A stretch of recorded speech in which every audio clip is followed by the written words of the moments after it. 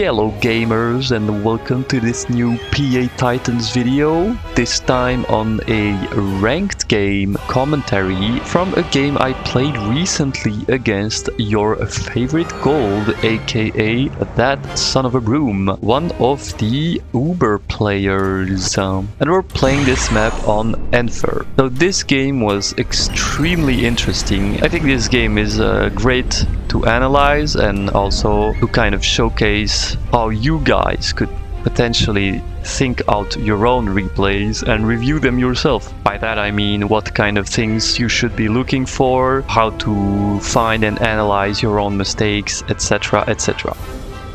I'm going for a very standard build with 3 fabbers, but he is going for a bit of an off-meta build as he is splitting his fabs early instead of getting the base metal. So let's pause this for a second. Here I see it. I can see his opening with my scout at 3 minutes, roughly 3 minutes 5 seconds. So as you can see, he's going not only for a 4 fabs opening, which means he will be quicker on expansion but will have fewer units in the early game, but he will also get a early offensive position on the first metal expansion. But it also means that his first fabbers will leave the safety of the commander's range, which means they will be vulnerable for a snipe. So I didn't end up sniping them in this game, which is a big mistake on my part because he will have an expansion advantage. But let's see what I could have done differently.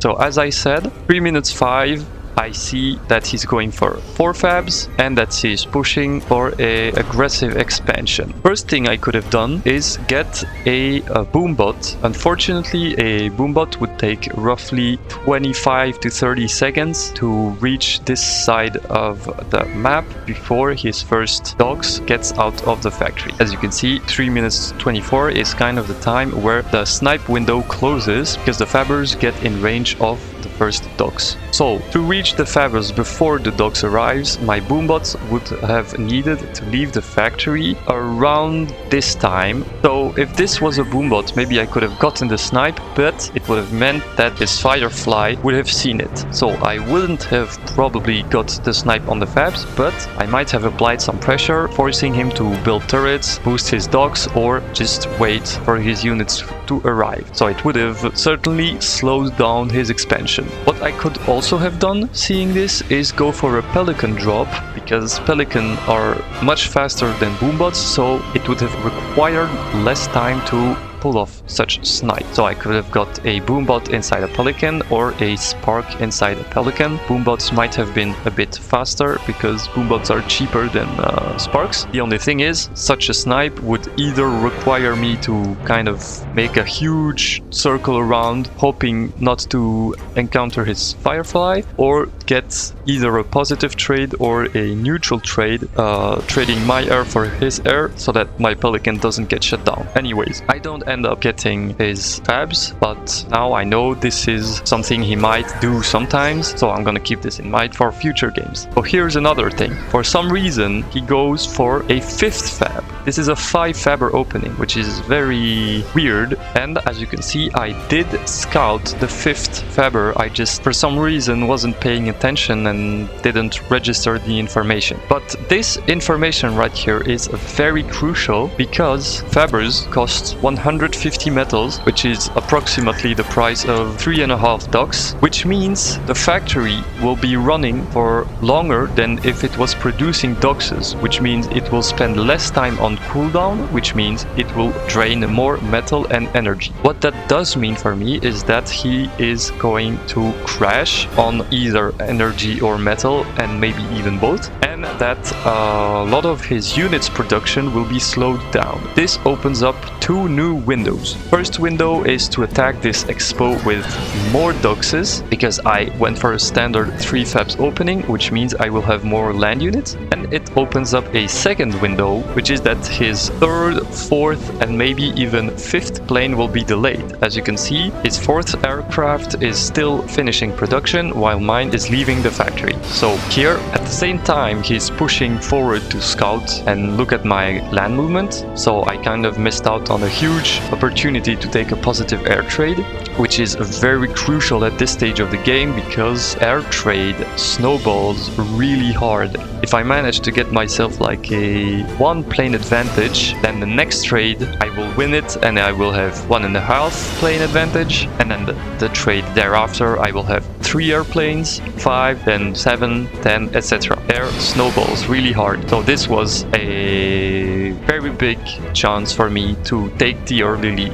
And now here's the second window I talked about, which is that I have more units than him. Unfortunately, I kind of idled half of my units. I still ended up winning the trade, killing 2 of his doxes, losing none because I was microing and he was not. But I didn't recognize that his fabbers were killable. 3 of these fabs should have been dead by now, because he might have 4 doxes incoming, but they're all split up so I can all take them one by one with my brute force and then kill his fabs. So another big missed opportunity, and if I had better rallying points, these doxes would have been somewhere here and would have been able to keep up adding pressure. So here by this time I'm getting my second wave of fabbers. Usually you want to start getting your second wave of fabs around this time when your third factory is about 50% to 75% done. Other mistake I did is idling my third factory, which was should have been pretty consequential, but didn't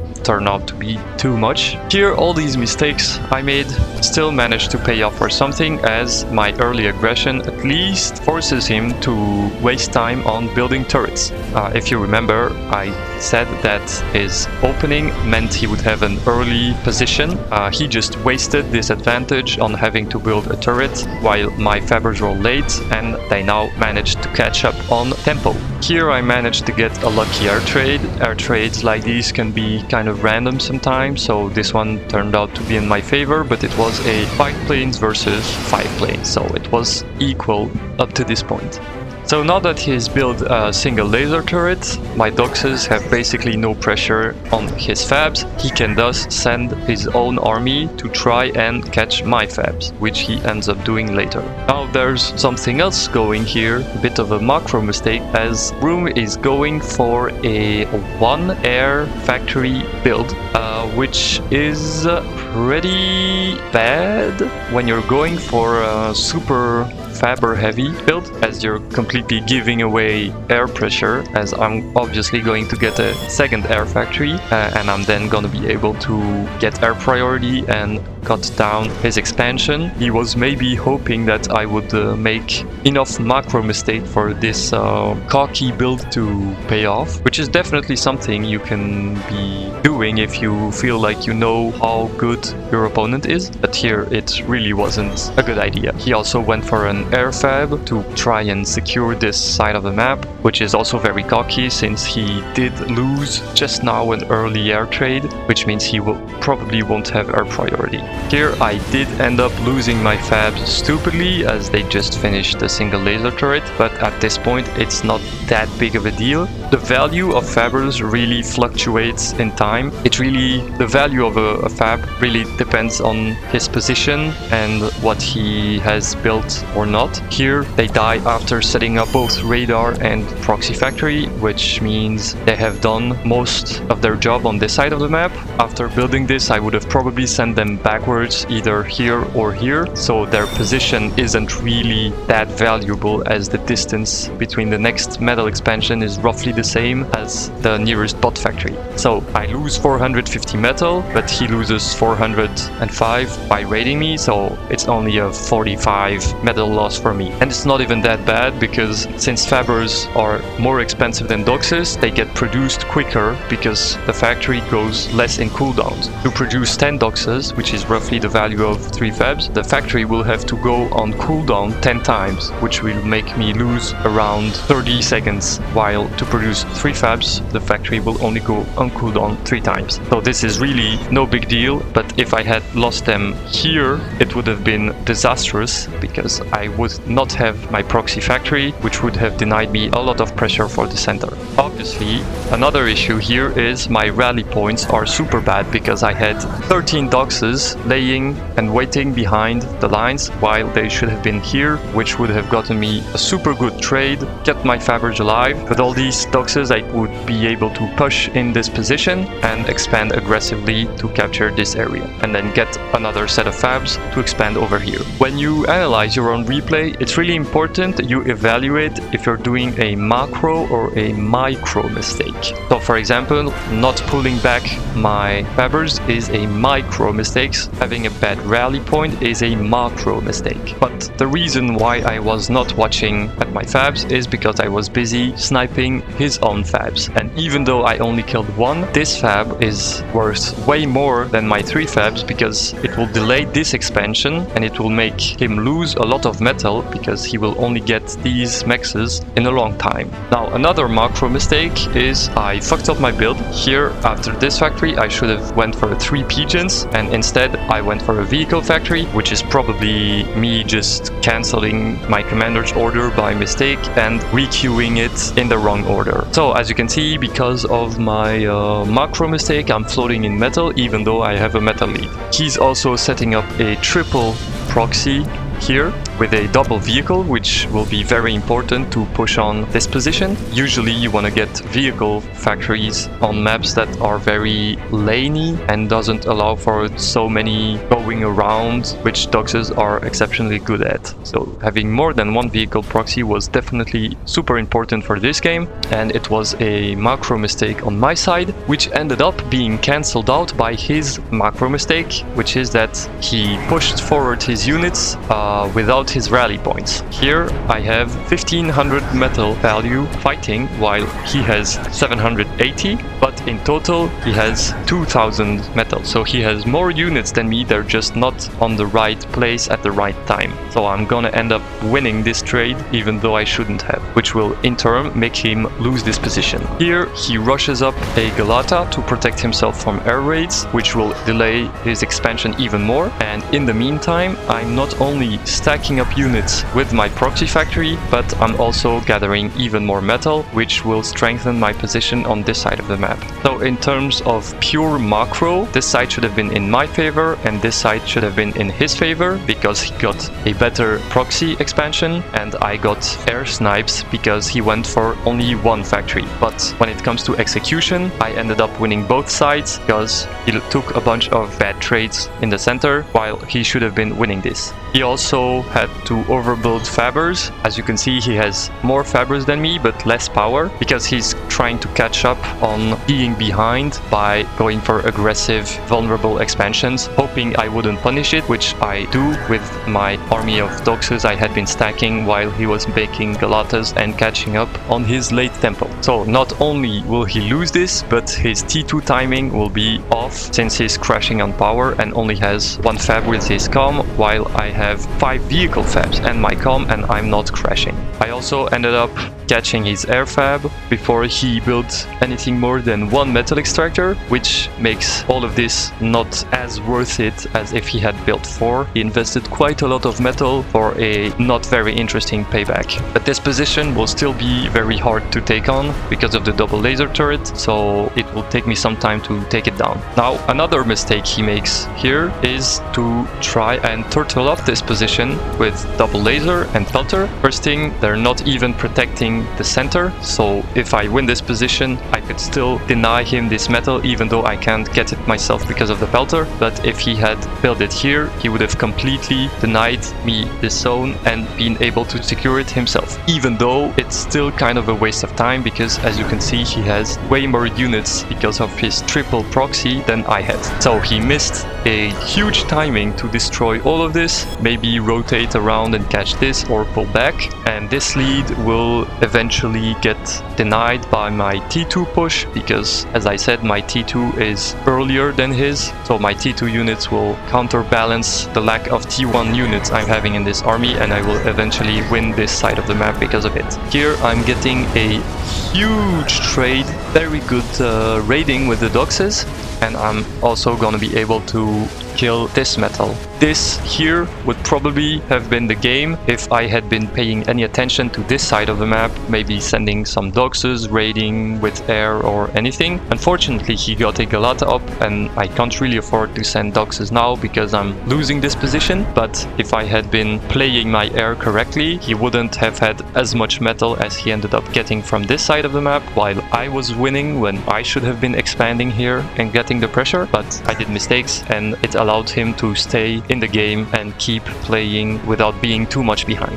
So that's a macro mistake on my side, to not scout around enough with air and try to get Faber snipes. Also, this is vulnerable as well, that he has to go for it, because if he wants to catch up on his delay, he has to go for cocky, vulnerable expansions. Here he's also going for heavy Dren build, because he's trying to play with the CSG and kind of dance around to only get Grenadier shots. Since Grenadiers have been buffed and tanks are very slow, they're gonna deal quite a bit of damage, even though most of their shots will miss. Here I definitely see that I have been underbuilding bombers. I did go for kind of a suicide raid, because he had a AA turret right here trying to kill his friends, which I ended up doing. I don't really know if it was completely worth it or not, because I could have kept dancing around, dodging shots until my slammers arrived to push this force and completely destroy it. Now again, macro mistake, I'm having 1000 metal sitting around here doing nothing while crucial engagements are happening. The first T2 engagement is very important, especially if I have a T2 lead, which I have. This is even more of a lead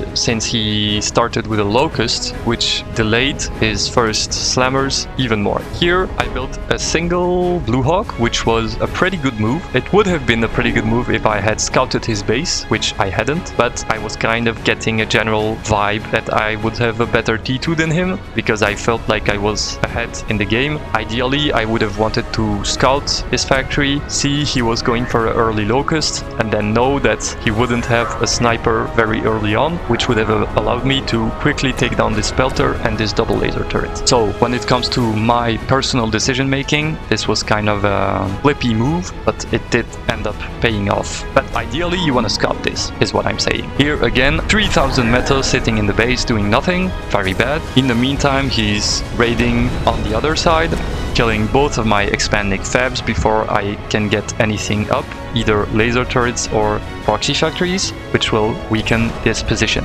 So when it comes to this side, I should have been sending these units forward.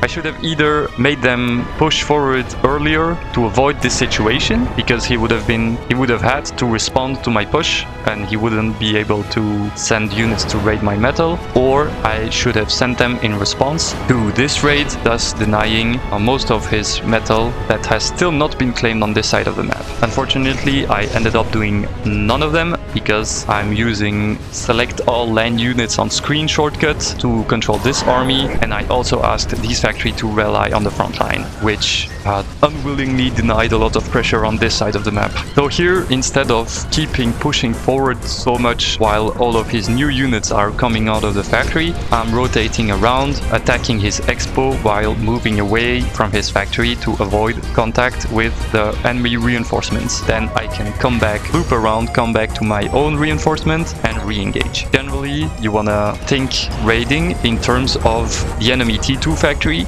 What I mean by that is you have to ask yourself, when choosing the target to raid, am I moving away or towards the T2 factory? If you're moving towards the T2 factory, you will gradually lose strength of your army as you're moving away from your own factory, and when you're moving away from both factories, you allow yourself to do these kind of rotations. Here I see he has pretty much no AA in his army, which allows me to get a pretty quick bomber run.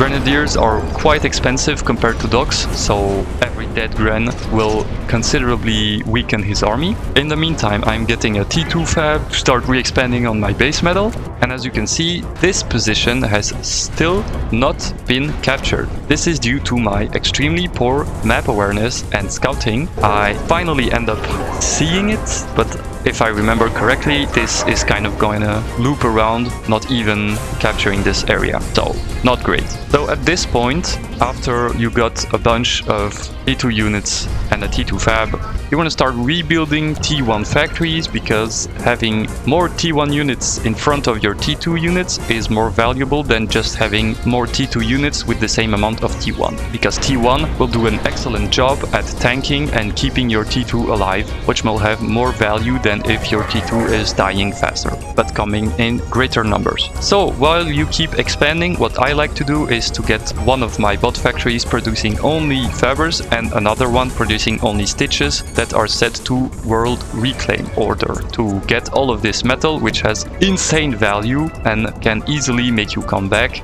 as well as being in T2 pushes, healing your front line. Having like 2 or 3 stitches permanently healing an inferno on the front line can definitely make a big difference in crucial engagements. Here he goes for a locust play. Single locust is not very strong. If he had gone here for 2 or 3, it might have been very dangerous for me, but it ended up not being so because he had no vision. I even used my fabs to reclaim it, which is very a bit goofy, but yeah, he didn't even end up killing any metal extractor. Now, I'm still ahead on metal, but as you can see, I'm not that much ahead, and I'm still kind of struggling on closing off this game, mainly because he has all of this metal. He has 8 metal extractors that he should not have, which are allowing him to keep on fighting for this game. Here, another macro mistake. I am still not aware of the existence of this area, and I wanted to raid this metal, maybe this, instead of going for this, which was very stupid. Also, I'm not utilizing my air very efficiently. Right now I should be producing bombers because my air force is absolutely massive and he has quite literally nothing. I'm attempting a push here, which is very stupid. Again, all these mistakes are due to poor scouting, because I was trying to pressure this side of the map with this force, while he had basically nothing. Like, I could have sent 2 or 3 doxes to capture this, and these guys could have been sitting here winning me this engagement, which I ended up losing. And after that, not knowing what to do with this force, I just sent them stupidly towards the enemy T2, which is currently being boosted, which means there's gonna be a bunch of slammers coming out of it, quickly coming to kill this force. So this is how you make your opponent come back in the game. Very stupid. This dumb move made he win both sides of the map at the same time, while he should have been losing here and losing this. Very bad. He also managed to get some units raiding. I finally get a couple of locusts to clear out this area, and I'll then be able to send an air fab, capture this metal. Now, I did end up going for a second T2.